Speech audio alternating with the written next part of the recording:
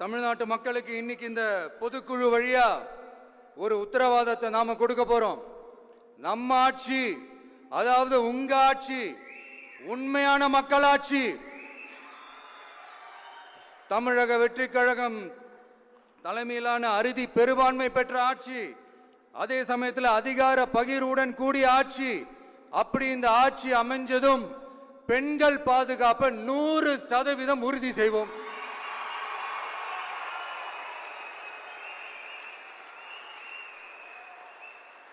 சட்டம் ஒழுங்கு ரொம்ப முறையா ஸ்ட்ரிக்டா வச்சிருப்போம். கல்வி, சுகாதாரம், மருத்துவம்னு அத்தனையிலையும் ரொம்பவே கவனம் செலுத்துவோம். அதுவும் எல்லாருக்கும் ஈஸியா ஈக்குவலா கிடைக்கிற மாதிரி செய்யறது தான் நம்ம டார்கெட்.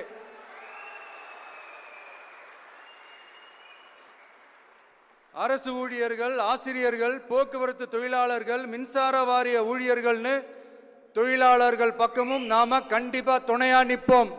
ஏன்னா நாம எப்பவுமே உழைக்கிறவங்க பக்கம்தான்.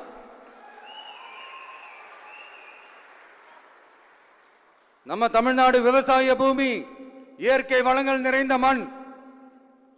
இந்த விவசாயத்துக்கும் இயற்கை வளங்களுக்கும் எதிரா எந்த விதமான ஒரு திட்டத்தையோ நடவடிக்கையோ கொண்டு வர்றதை எங்களால் ஏற்கவே முடியாது. எங்க மண்ணை, மக்களை பாதிக்கிற மாதிரி திட்டங்களை தயவு செஞ்சு செயல்படுத்தாதீங்க. அதை நாங்கள் எதிர்க்கவே செய்வோம்.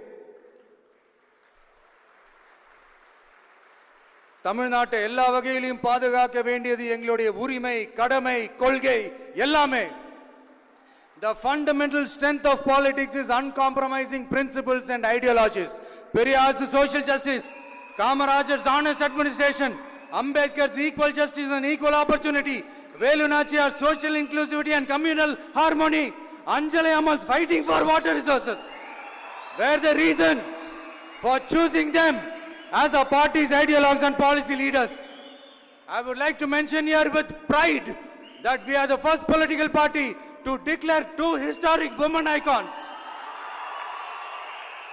who are India's freedom fighters from Tamil Nadu as our party's ideologues and policy leaders. இப்படி ஒரு ஆழமான நம்பிக்கையுடன் வரும் 2026 தமிழ்நாடு சட்டமன்ற தேர்தலில் ஒரு மாபெரும் அரசியல் மாற்றத்தை கொண்டு வந்து மக்கள் சக்தியின் உதவியுடன் மக்கள் விரும்புகிற ஒரு நல்ல அரசை அமைப்பதில் உறுதியாக இருப்பதால்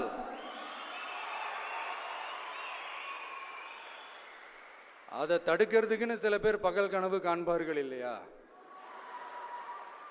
அவங்க எல்லாருக்குமே சொல்லிக்கிறது ஒண்ணுதான். காற்று, மழை, வெயில், இயற்கையை யாரால் கட்டுப்படுத்த முடியும்? யாரால் தடுக்க முடியும்? இவை எல்லாம் கடவுளால் உருவாக்கப்பட்டவை. அப்படிதான் எம் மக்கள்